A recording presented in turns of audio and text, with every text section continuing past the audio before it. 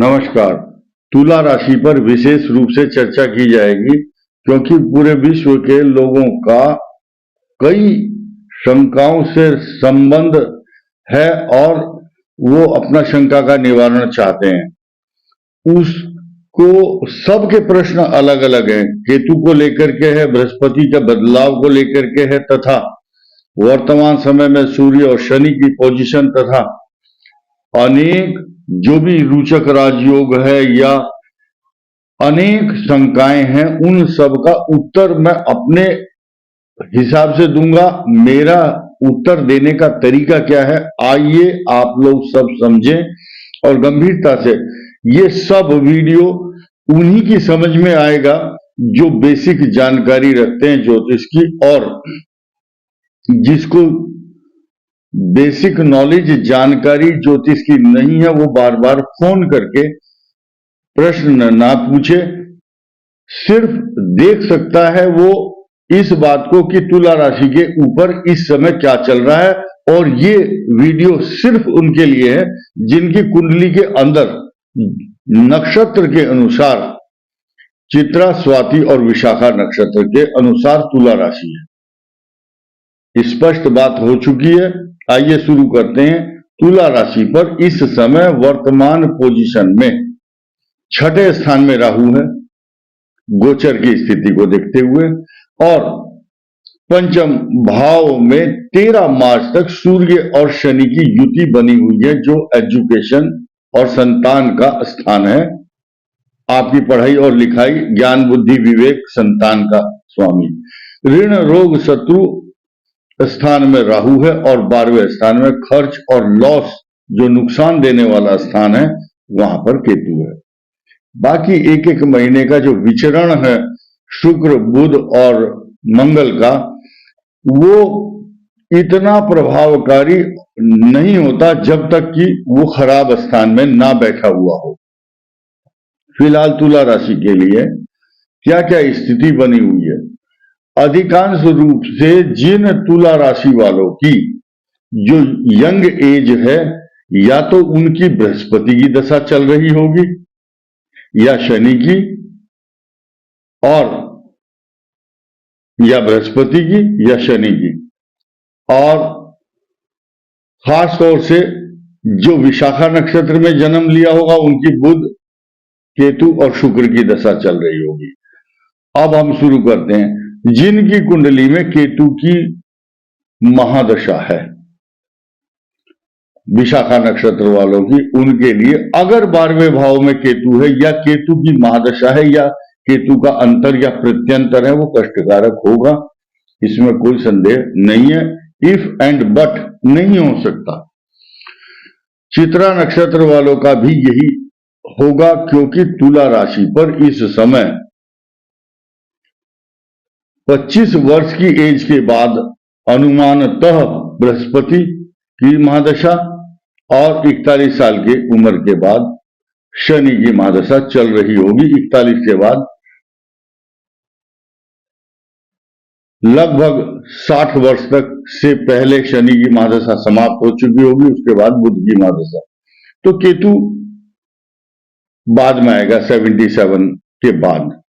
तो केतु का अंतर और प्रत्यंतर जिन तुला राशि वालों का चल रहा होगा, सब पीरियड और सब पीरियड बोलते हैं उसको, अंतर और प्रत्यंतर दशा, वो कष्टकारक होगा। जिनकी कुंडली में अष्टम, एकादश, दशम, द्वादश भाव, चतुर्थ, केतु इन्फेक्शन उत्पन्न करता है। इंटेस्टाइनल इन्फेक्शन के अलावा पाइल्स का रोग भी पैदा करता है, या मंगल से दृष्ट हो या शनि से, तो ट्यूमर, छोटी मोटी गांठ शरीर में हो जाती है। ये केतु का बिहेवियर अपनी महादशा में तुला राशि वालों के लिए होता है। अब हम बात करेंगे छठे स्थान में जो बृहस्पति की राशि में राहु है, तुला राशि वालों के लिए किसका क्या लग्न है, क्या गोचर है, क्या नहीं, सिर्फ तुला की बात करेंगे।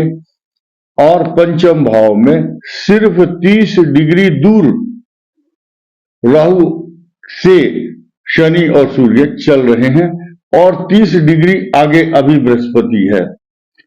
तो ये अच्छी स्थिति है, शत्रुओं का विनाश करना, रोगों का नाश करना। एक पहलू अच्छा है, लेकिन कुछ लोगों का कहना यह होता है, एक चीज अभी तो आप खराब बता रहे थे, अभी अच्छा बता रहे हैं। देखिए, जो खराब ग्रह है वो खराब काम करेगा, जो अच्छा है वो आपको कष्टों से, परेशानियों से बचाएगा। यानी कि कई बार व्यक्ति धोखे में फंस जाता है, लेकिन बचाने वाला ग्रह उसको बचा भी लेता है। अब हम बृहस्पति की बात करेंगे। केंद्र में बृहस्पति आपको कई हजार दोषों से मुक्त कर देता है, कई हजार दोषों का विनाश कर देता है। किम कुर्वन्ति ग्रहा सर्वे यस्य केंद्रे बृहस्पति, ये ज्योतिष शास्त्र के नियम, कानून और सिद्धांत हैं। अब जिस चीज के लिए वीडियो में सबसे ज्यादा फोकस करना है वो कौन सा विषय है? बहुत से लोगों की शंकाएं और प्रश्न है कि जब बृहस्पति तुला राशि के अष्टम भाव में 30 अप्रैल को प्रवेश करेगा, 1 मई 2024 से एक्शन में होगा, वो अष्टम भाव में होगा, तो उसका क्या प्रभाव होगा? तो उसकी बात हम करेंगे, क्योंकि तुला राशि का तीसरे स्थान का स्वामी और छठे स्थान का स्वामी दोनों दृष्टि से अच्छा नहीं है। यानी कि तीसरे भाव और छठा, ये भाव अच्छे नहीं हैं, ये लाभ देने वाले नहीं हैं तुला राशि को। और स्वामी उनका अष्टम में चला गया, शत्रु राशि में। यानी कि एक तो करेला और फिर नीम पर अगर उसकी बेल चढ़ जाती है तो अधिक कड़वा हो जाता है। बृहस्पति की स्थिति ठीक इसी प्रकार होगी, लेकिन उससे भी खराब पोजीशन ये है, कुछ लोगों को ज्योतिष का तो ज्ञान है नहीं, लेकिन बोलना जरूर है, उन लोगों को भ्रमित करना है। A little knowledge is always dangerous thing, कम ज्ञान बहुत घातक, खतरनाक होता है। उस बृहस्पति के ऊपर राहु की दृष्टि होगी। क्यों होगी? क्योंकि शनि की तरह से ही राहु की दृष्टियां होती हैं। शनि वत राहु, कुज वत केतु, ये सिद्धांत है। तीसरी दृष्टि होती है केतु की। दसम दृष्टि भी गलत बोल दिया मैंने, राहु की तीसरी दृष्टि होती है। 10वीं दृष्टि भी राहु की होती है, और पंचम नवम भी होती है, सप्तम तो सभी की होती है। तो आइए समझते हैं। तो अष्टम भाव में बैठे हुए बृहस्पति पर राहु की तीसरी दृष्टि होगी। तीसरी दृष्टि पूर्ण दृष्टि मानी जाती है, जिस प्रकार शनि की होती है। तो शनि की दृष्टि के समान ही राहु की दृष्टि का नियम, सिद्धांत माना गया है ज्योतिष शास्त्रों के ग्रंथों के अनुसार। ये हमारा अपना व्यक्तिगत मत नहीं है। तो अब इसकी क्या रेमेडी है? ये क्या कष्ट दे सकता है? संतान भाव पर बैठा हुआ शनि इतना मजबूत और अच्छी पोजीशन में है, लेकिन उसकी दृष्टि आपके दांपत्य जीवन पर होने के बावजूद भी वहां बृहस्पति आपका रक्षक बना हुआ है अप्रैल 2024 तक। अष्टम भाव में जब बृहस्पति आएगा तो वो तीसरे और छठे भाव का स्वामी होगा। स्वास्थ्य की दृष्टि से अच्छा नहीं होगा। आपके भाई बहन, कुटुंबी जन, इष्ट मित्र, परिजन, उनसे आप थोड़ा दूरी बनाई जाएगी। आप बनाएंगे या वो बनाएंगे? और उसके अलावा अब अच्छा क्या होगा आपके लिए? अच्छा ये होगा कि 18 जून 2025 को बृहस्पति के उसके बाद बृहस्पति आपका मिथुन में आएगा, भाग्य स्थान में। 2025 में बड़े बदलाव तुला राशि के लिए होंगे। लेकिन नई बात कि वो जो केतु जिसकी हम बात करें तो वो आपको लॉस दे रहा है, तुला राशि के जख्मों पर मलहम लगाने के लिए 2 ग्रह आएंगे, अच्छी पोजीशन में आएंगे। तो गम की अंधेरी रात में दिल को न बेकरार कर, खुशी जरूर आएगी, बस उसका इंतजार कर। सन 2025 में तुला राशि वालों की स्थिति इतनी अच्छी होगी कि भाग्य स्थान में गुरु और लाभ स्थान में लगातार 18 महीने तक केतु जो कष्ट दे रहा था, अब वो लाभ की परिस्थिति में परिवर्तित हो जाएगा।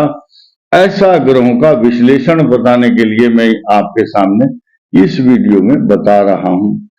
और भी ज्यादा अच्छी पोजीशन देखिए, आपका द्वितीय भाव है वृश्चिक राशि का स्वामी मंगल, सप्तम भाव का स्वामी मंगल, ये दो स्थानों का स्वामी योग कारक माना गया है। ठीक इसी प्रकार चतुर्थ और पंचम का स्वामी भी शनि योग कारक माना गया है। बृहस्पति आपके लिए वो अपॉर्चुनिटी, वो सम्मान नहीं दे पाएगा जो मंगल और शनि देने वाले हैं इन फ्यूचर, और आपके कार्यों में, व्यवसाय में निरंतर उन्नति और प्रगति और बदलाव होगा। स्टूडेंट्स के लिए अच्छी अच्छी अपॉर्चुनिटी इसी साल आएंगी, लेकिन एक नई समस्या क्या है, जो युवा लोग शादी के लिए तैयार हैं, जिनके सप्तम भाव में गुरु वर्तमान स्थिति में चल रहे हैं, शादी के प्रपोजल आते आते रह जाते हैं। इसके दो कारण हैं। लड़का लड़की देख करके चले गए, कन्या पक्ष को या वर पक्ष को बातचीत चली और 2-3 दिन बाद वो लुप्त हो जाती, अदृश्य हो जाती है, पता ही नहीं चलता, वो एपिसोड खत्म हो जाता है। कभी सोचते हैं पता नहीं बात चलेगी या नहीं, वो लुप्त हो जाती है। क्यों? राहु और केतु और मंगल या वर्तमान समय में तुला राशि के सप्तम भाव में शनि की दृष्टि होने के कारण, या जिन तुला राशि वाले जातकों की जन्म कुंडली के अंदर भौम दोष, राहु दोष या बृहस्पति की अच्छी पोजीशन कन्याओं की कुंडली में नहीं है, जो लड़कियां हैं, मैं अभी देखता हूं सन 85 में कुछ बच्चे पैदा हुए, 84 वाले भी अभी वेटिंग में है बच्चे, बहुत बच्चे ऐसे हैं। तो आज के समाज में कुछ कुरीति है, कुछ एक्सपेक्टेशन ज्यादा हैं, तो उन सब बातों को देखते हुए लोगों के अंदर ईगो बहुत ज्यादा है, हम तो ये हैं, अहंकार है, तो जैसे भी समझौता कर सकते हैं। दो मजबूर आदमियों के मिलन का नाम ही शादी होती है। कुछ मेरी मजबूरी है, कुछ उनकी है, अच्छी कुंडली मिलती है तो विवाह करना अच्छा रहेगा। तो ग्रह नक्षत्र अपना प्रभाव दिखाते हैं, और जब उनका प्रभाव होता है वैसी ही बुद्धि माता पिता की या लड़के और लड़की की हो जाती है, इसलिए विवाह में विलंब होता है। तो आशा करता हूं कि विवाह जैसे गंभीर मुद्दे पर सभी लोग सीरियस होंगे और बीच का रास्ता निकालते हैं, तो और विवाह होता है। सकारात्मक स्वरूप बना करके विवाह करें तो अच्छा रहेगा। सबको बहुत बहुत शुभकामनाएं। इस वीडियो में इतना ही, धन्यवाद।